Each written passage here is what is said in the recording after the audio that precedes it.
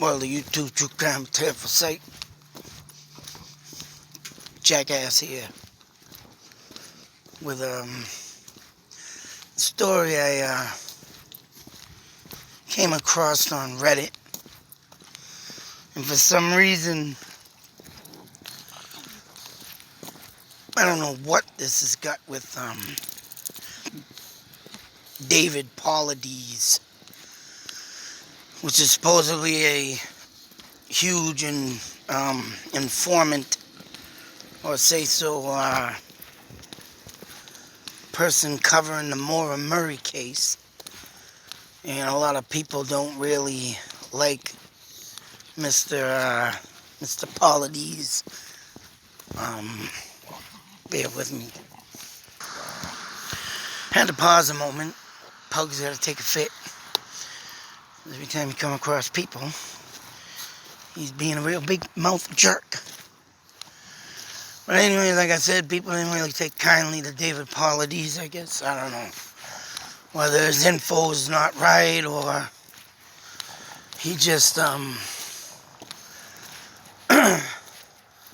says whatever he thinks is right, or whatever the case may be. I don't know. I never read any of his stuff, so I can't bash the guy. But I have heard things about him that wasn't good. But in this case, I guess he must got a show, Missing 411. And obviously this case came up and on Reddit, and I looked into it. Ora Tuttle missing case. If you've been reading it, this person talks about how they looked him up and couldn't find him. So someone was saying, remember that this is a discussion sub for David Paulides phenomenon, Missing 411. It is unaffiliated with Paulides. I don't know why they mention him. It says it's unaffiliated with him, but yet they mention his name. I don't know if they covered this, he did or not.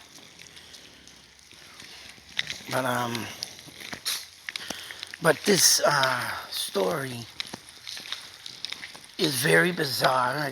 I'm gonna do a mapping of this place, because that's the key thing of where people go missing. And when it goes around in the mountain areas, and like this guy, which this person does not have the right information, I would say. Because I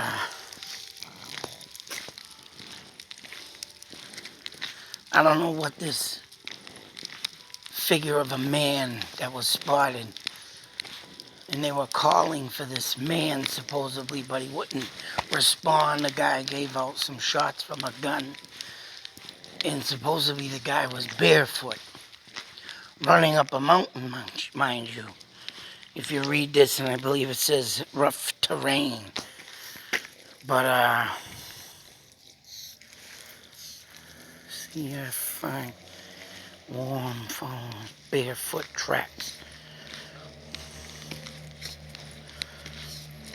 I thought they were talking about bears, but it's a barefoot.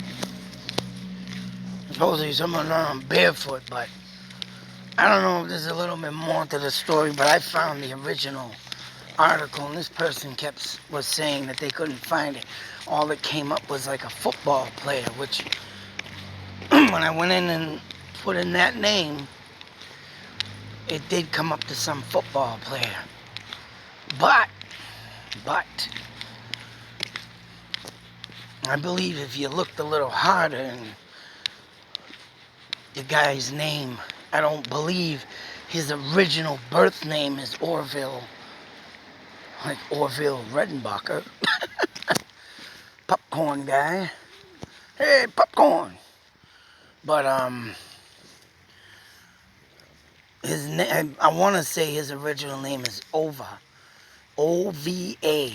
And it says Ova Orville and then his last name, Tuttle. So, that being said, and if you're done reading this, or you can stop, you go, here's the original article. I tried screenshotting this, but didn't come up too good. I had to do this and then do another one to split the story because the other one didn't come out good and it all was blurry. But it says, Virginia City, December 11th. And I want to say, Ora. This was like in the early 1900s. I don't know if it was like 1919 or 1920. Tuttle believed to be dead in mountains. Now get this. This is what's bizarre of this case. Because they're saying believed to be dead, but read. At latest accounts, no trace of Ora, who was lost in the mountains of the upper Madison while hunting a couple of weeks ago, has been found. And there now remains no doubt that he has perished. Monday evening, a party consisting of his father, Miles of Whitehall, his brother, I don't know if I'm saying it, Roloff, and Deb Stanley, left Meadow Creek to continue the search for his body, but yet, a couple of weeks ago, has been found. Jack Morris, a cousin of young Tuttle, who was a member of the hunting party from which he became lost, was in the city this week. He states that Tuttle left the camp on the morning of November 21st to follow an elk track, stating that he would follow it not more than an hour.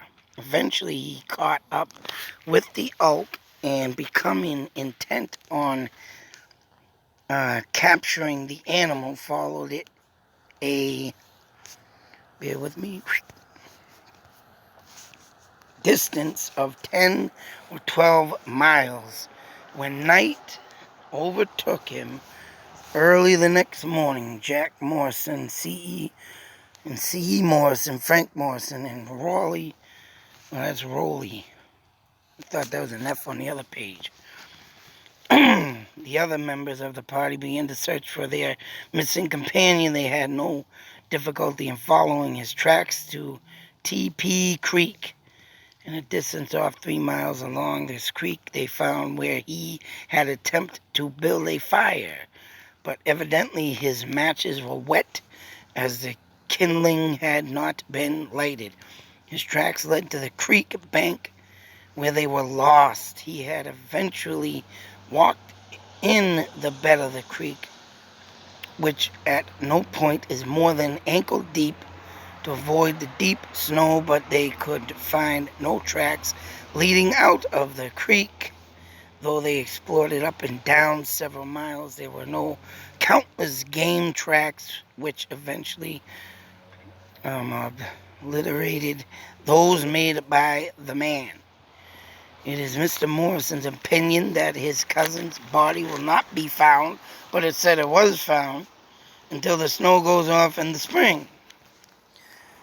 Now, I'm sorry folks, but that leads me to always where a situation like this comes in, and leads me to believe that, yes, I think this man followed elk tracks until he ran into something else.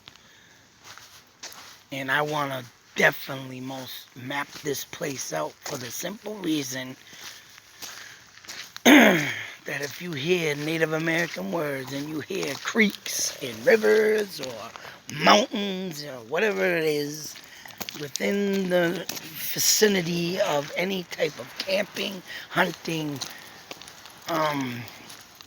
expedition, you're going to find, yes, 1, Bigfoot, 2, skinwalker. Oh man, I don't care what anybody says. Something supernatural, I think, happened to this guy. Because if the elk tracks stopped, or let alone ended somewhere abruptly, and where he was in the middle of a friggin' creek, but avoiding snow, but's gonna stand in cold water and walk in that. Yeah, I think something captured him. And when that is to be said, and it's supernatural, that's right.